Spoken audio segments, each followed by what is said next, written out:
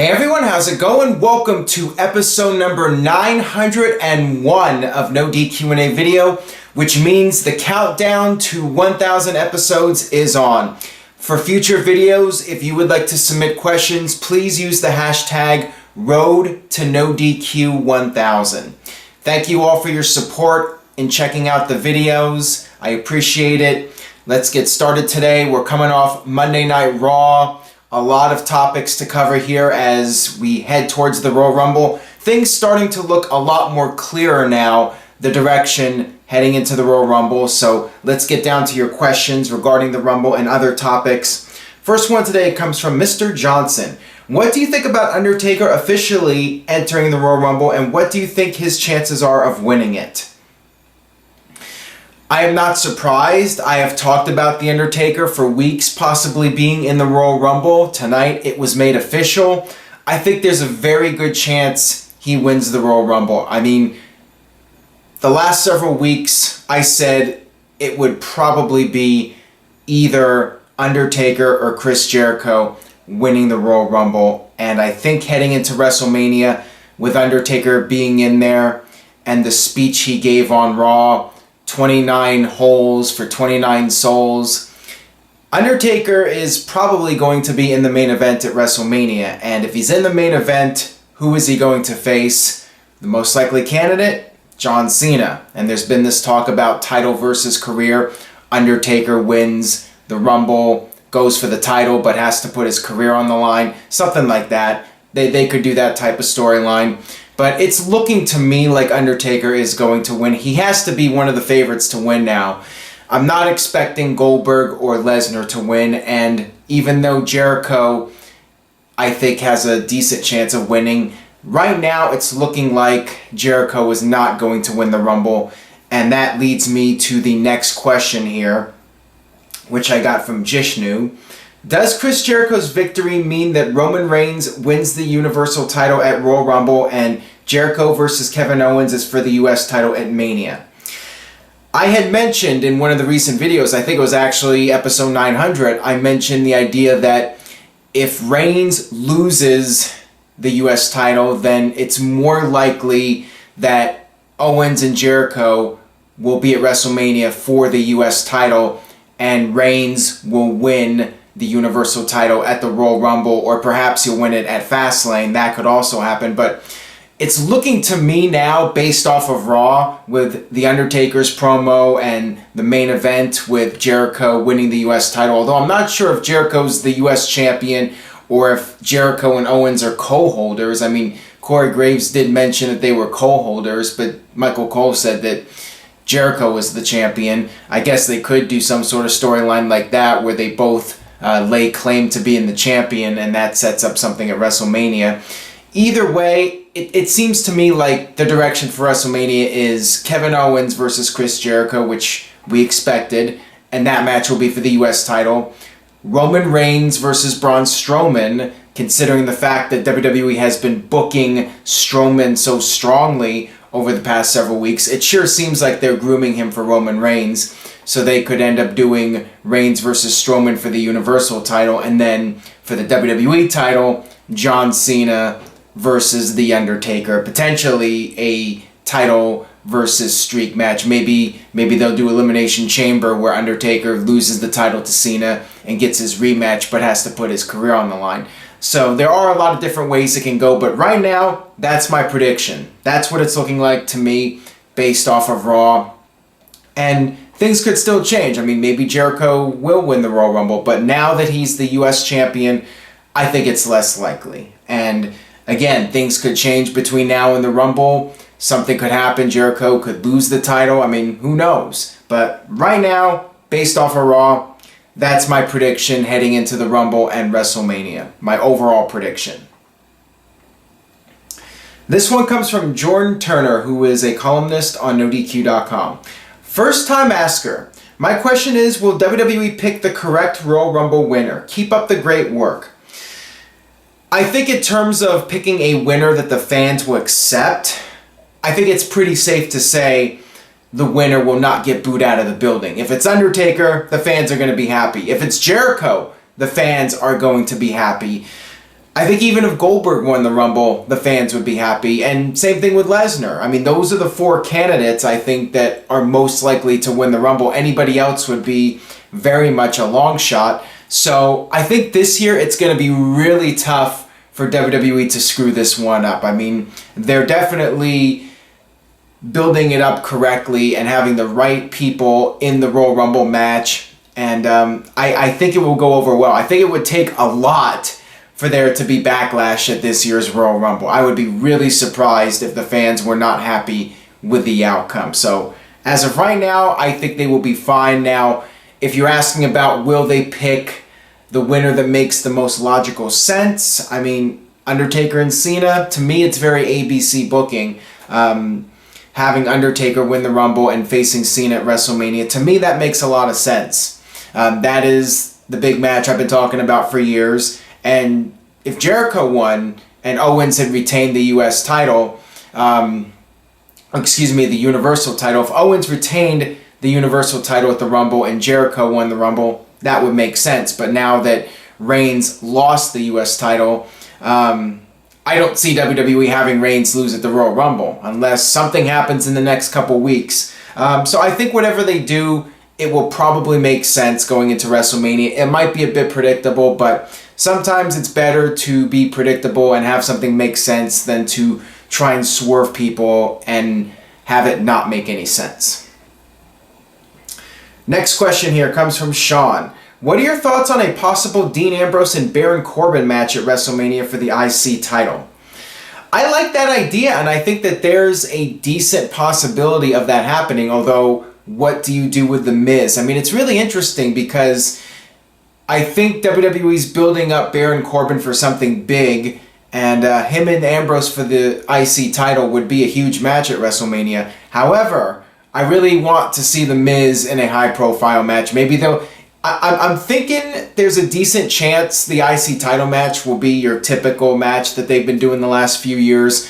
They'll do a ladder match with 6 guys. I could very well see that happening at WrestleMania. Hell, I mean, I say do a Money in the Bank match. I believe... I think the Money in the Bank pay-per-view is going to be a SmackDown exclusive from what I recall. I do not know off the top of my head, but it's interesting because I think they might do some sort of multi-man match. Maybe they'll just do like a Fatal 4-Way, maybe a hardcore match or something for the IC title, and then have a Raw Money in the Bank match. I do feel they should do a Money in the Bank match at WrestleMania for the brand that's not getting the Money in the Bank pay-per-view. But for the IC title, perhaps they could put Miz in there and maybe do a triple threat or do a Fatal 4-Way match, add heel Ziggler into the mix. I mean, there's some possibilities there. But yeah, Corbin and Ambrose I think would be an interesting match for sure.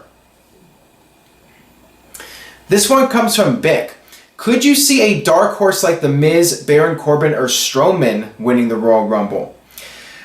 Probably not, and that's why they are dark horse candidates, because the odds are against them winning. I do not see it happening. I mean, WWE is not known for having dark horse winners of the Royal Rumble. I mean, when was the last time somebody who was in that mid-card level won the Royal Rumble? It hasn't really happened, from what I can recall. I feel that they're going to go the fairly safe route, and it will be either Undertaker or Jericho. I think the dark horses are Goldberg and Brock Lesnar, but I don't think that's going to happen. I think Goldberg and Brock Lesnar is another match that is set in stone for WrestleMania. That's what I'm expecting at least, and it's not going to be for the title or anything. It's just going to be your special attraction match. So right now, I would say it's very unlikely that somebody like Miz or Corbin or Strowman end up winning the Rumble. I would be very surprised. Perhaps more surprised than Goldberg beating Lesnar at Survivor Series. Got this one here from Hayden. Do you think Bill Goldberg is done after WrestleMania, or is it possible he stays around a little bit longer for more big money matches? Never say never. I think a lot of it would depend on how well Goldberg's next 2 matches go over, or next 3 matches. I mean, there are reports that he's going to do the Fastlane pay-per-view, so they have another big match they can do with him there. Maybe they'll put Goldberg and Strowman. I don't know what they're going to do with Goldberg heading into the Fastlane pay-per-view. Maybe Goldberg versus Reigns for the Universal title. That's a possibility. There are some different matches they could do. I think that if the next couple matches go over really well and Goldberg exceeds expectations, then I think the door is always open for them to do future business. I could see them working together if Vince wants to use Goldberg again, if Goldberg is a big success at the Rumble and Fastlane and WrestleMania.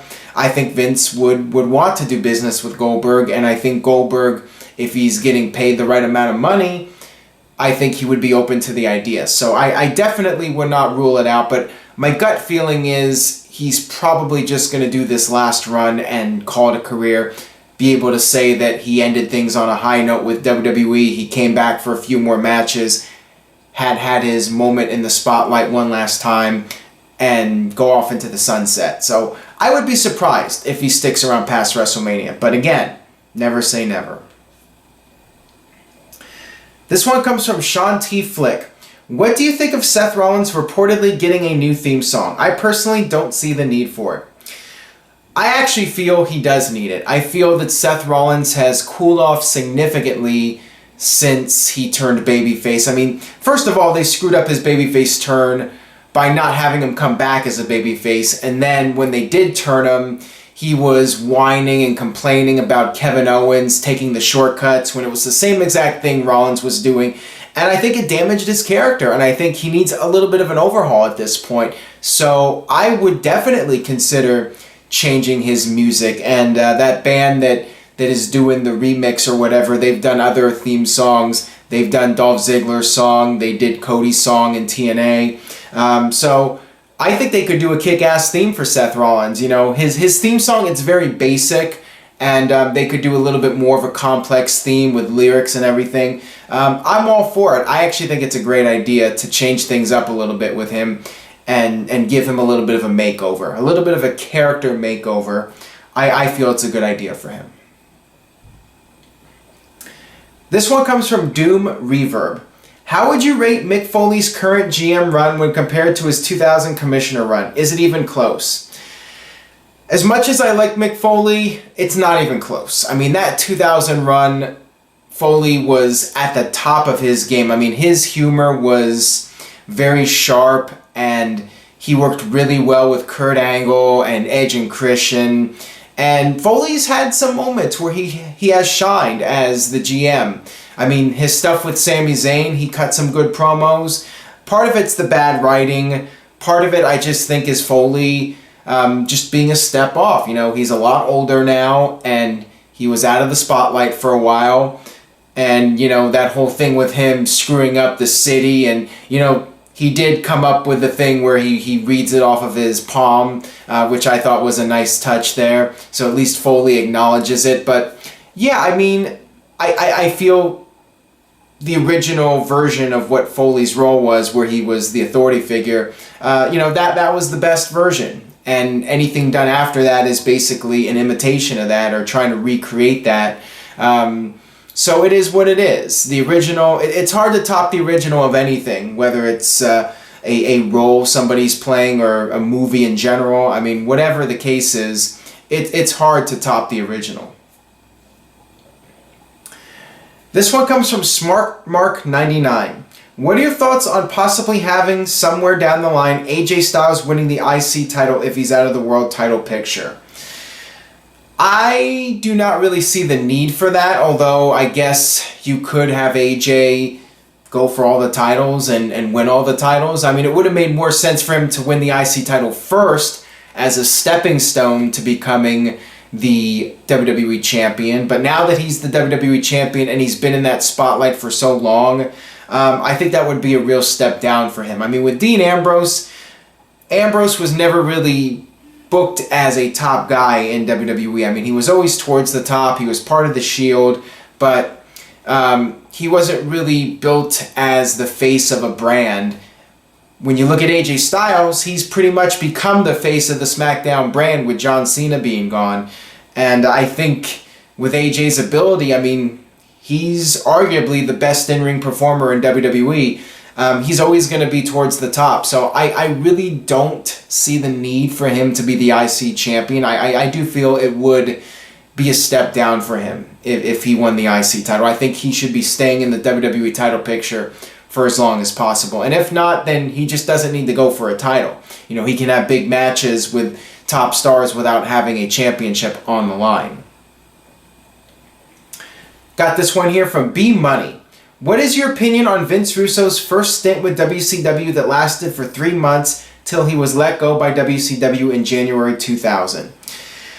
I did like it. I mean, it had its moments, and one thing I will say about WCW, and I've been watching some of the Nitros the last year or so, going back and checking out some of those old episodes. When Russo came in, the shows became a lot more entertaining. Now, that wasn't necessarily a good thing.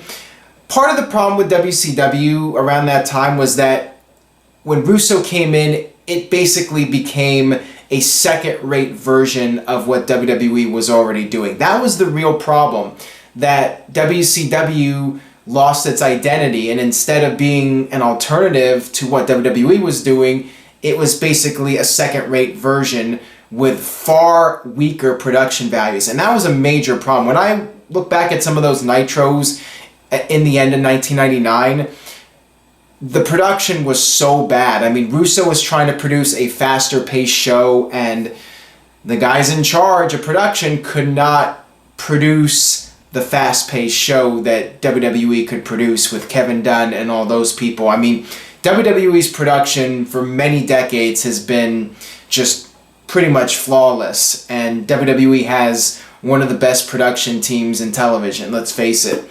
So WCW, despite their money, despite the Turner backing and being a television company, they could not produce the quality that WWE could produce. And that was a major problem. You had so many production glitches, just music miscues and camera angles pointing to something that had nothing to do with what was going on. Just a lot of different things were messed up with the production of the show.